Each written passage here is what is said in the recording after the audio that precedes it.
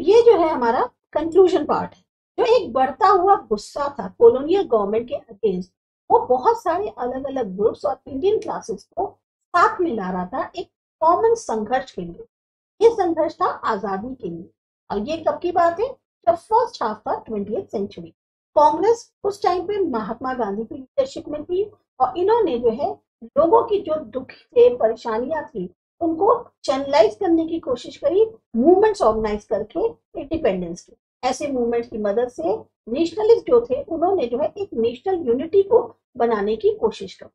पर जैसा कि हमने देखा है कि अलग अलग ग्रुप्स और क्लासेस ने हिस्सा लिया, पर उनकी जो आकांक्षाएं, उम्मीदें थी, वो बिल्कुल ही अलग थी।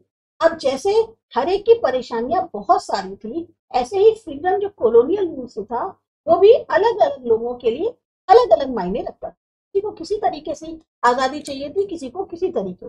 कांग्रेस जो है लगातार कोशिश कर रही थी कि ये जो डिफरेंस है इनको सॉल्व किया जाए और इंश्योर किया जाए कि जो एक ग्रुप की डिमांड है उसके कारण या उसको पूरा करने में दूसरे की की डिमांड है वो ऐसा ना हो छूट जाए। ये प्रिसाइसली क्यों किया गया? क्योंकि जो यूनिटी थी मूवमेंट के अंदर वो टूट ना जाए।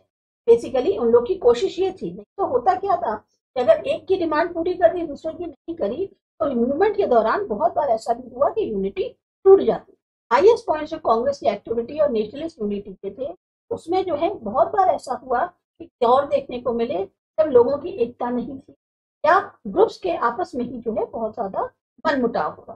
दूसरे शब्दों में कहें, जो उभर के आ रहा था वो एक ऐसा नेशन था जिसमें बहुत सारी आवाजें थी और ऐसी आवाजें जो कॉलोनियल रूल से आजादी चाह। यहाँ पर फिगर 14 भी देखेंगे आप। विमेन का जुलूस निकल रहा है बॉम्बे में क्विट इंडिया मूवमेंट के दौरान। अब यहाँ पर क्विट इंडिया मूवमेंट दिया हुआ है। क्विट इंडिया मूवमेंट क्या था?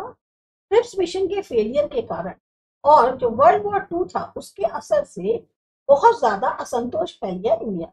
गांधी जी ने ऐसे में लॉन्च किया एक मूवमेंट ताकि जो ब्रिटिशर्स हैं अब उनको पूरी तरह से विड्रॉ कर दिया जाए इंडिया से। कांग्रेस वर्किंग कमेटी अपनी जो मीटिंग थी वार्धा में 14 जुलाई 1942 में, उसने जो है एक historic quit India resolution pass किया। इसमें उन्होंने डिमांड किया कि फॉरेन जो पावर है वो इंडियंस को दे दी जाए और आप इंडिया छोड़ दो। 8 अगस्त 1942 को बॉम्बे में ऑल इंडिया कांग्रेस कमेटी जो है ने इस रेजोल्यूशन को एंडोर्स किया और फिर जो है एक नॉन वायलेंट मास स्ट्रगल बहुत बड़े स्केल पे पूरी कंट्री में करने की कोशिश की। इसी ओकेजन पे गांधी जी ने जो है डिलीवर किया था एक अपनी स्पीच में, डू और डाई, करो या मरो।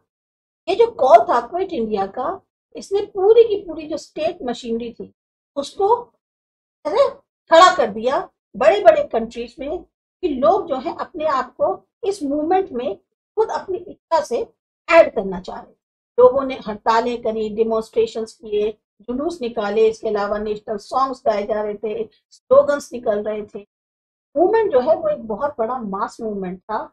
हजारों की संख्या में ऑर्डिनरी लोग, जजमेंट, स्टूडेंट्स, वर्कर्स, पीजेंट्स सब शामिल। साथ ही साथ इसमें एक्टिव पार्टिसिपेशन देखने को मिला लीडर्स का, खासतौर से जैसे जयप्रकाश नारायण, अरुणा आसिफ अली, राम मनोहर लोहिया और बहुत सारी विमेन भी थी जैसे मातांगिनी हजरा बंगाल की, कनक लता बरुआ असम की, रमा देवी ओडिशा की। पर ब्रिटिशर्स ने भी फोर्स से रिस्पॉन्ड किया और उन्होंने जो है इस मूवमेंट को दबाने में भी उनको एक पूरा साल लगा। तो ये आपका चैप्टर था। आपको अच्छा लगा, समझ में आया? सब्सक्राइब करिए आस्था एजुकेशन।